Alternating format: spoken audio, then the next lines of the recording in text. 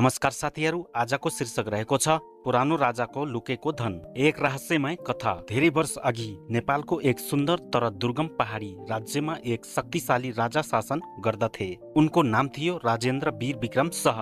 उनी बुद्धिमान, पराक्रमी र केही हदसम्म रहस्यमय स्वभावका थिए। जनताले उनलाई सम्मान गर्दथे, तर उनको गुप्तताले सबैलाई चकित पनि पार्दथ्यो। राजा राजेन्द्र वीरलाई धन सम्पत्तिमा ठूलो रुचि थियो। उनले देशका कुना काप्चामा रहेका सुनका खानीहरूबाट धेरै धन जम्मा गरेका थिए। त्यो बेला विदेशी लुटेराहरू र आन्तरिक षड्यन्त्रकारीहरूबाट आफ्नो धन जोगाउनु निकै कठिन थियो। त्यसैले उनले एक अनौठो योजना बनाए, आफ्नो धन गुप्त रूपमा लुकाउने गुप्त सुरुङ र लुकेको खजाना। किंवदन्ती अनुसार दरबार मुनि एक विशाल सुरुङ बनाइएको थियो, जुन केवल राजा र उनका दुई विश्वस्त सेवक मात्र जान्दथे। त्यो सुरुङले दरबारबाट केही कोस टाढा रहेको एक गुफामा पुग्थ्यो। गुफाभित्र ठूलो कोठा थियो, जहाँ सुनका थुप्रा हिराहरू, मूल्यवान वस्त्रहरू र विदेशी उपहारहरू राखिएको थियो। राजाले त्यो धन भविष्यमा आफ्नो वंशका लागि सुरक्षित राखेका थिए, तर उनको मृत्यु अकस्मात भयो। न त उनले आफ्नो उत्तराधिकारीलाई त्यो गुप्त स्थानको बारेमा केही बताए, न त ती दुई सेवकहरू पनि लामो समय जीवित रहे। उनीहरू पनि रहस्यमय तरिकाले बेपत्ता भए।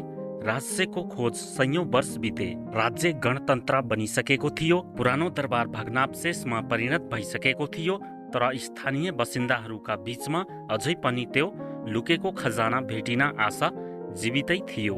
एक दिन पुरातत्व विभागका केही अनुसन्धानकर्ताहरू त्यहाँ अध्ययन गर्न आए। एक बुढो बासिन्दाले तिनीहरूलाई एउटा पुरानो कागज देखाए, जुन उनका पर्ख्यौलीहरूले राखेका थिए। त्यो कागजमा कुनै गुप्त संकेत, नक्सा र राजा राजेन्द्र वीरको हस्ताक्षर थियो। अनुसन्धान टोलीले त्यो कागजको आधारमा खुदाई सुरु गर्यो। केही सातापछि उनीहरूले दरबार मुनि साँघुरो तर मजबुत ढुङ्गाको ढोका भेट्टाए। ढोका खोल्दा साँच्चै पनि एक सुरुङ थियो, जुन गुफासम्म पुग्थ्यो। गुफामा उनीहरूले ठ्याक्कै त्यो थुप्रिएको धन भेटे, सुन, चाँदी, रत्न, ऐतिहासिक सामग्रीहरू जसको मूल्य अर्बौंमा पुग्थ्यो। यो कथा केवल एक रहस्य मात्र नभई इतिहास, लालच, सुरक्षाबोध र उत्तरदायित्वको सन्देश पनि हो।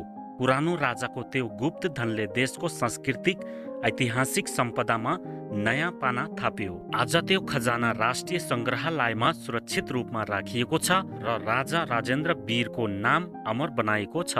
साथीहरू, यो भिडियो तपाईलाई कस्तो लाग्यो? हामीलाई आशा छ राम्रै लाग्यो होला। यदि राम्रो लागेमा लाइक, शेयर, कमेन्ट गर्न नबिर्सनुहोला। साथै च्यानललाई सब्स्क्राइब गरी शुभ यात्रा राख्नुहोस्। यस्तै रोचक कथाहरू लिएर भेटौँला अर्को भिडियोमा। धन्यवाद।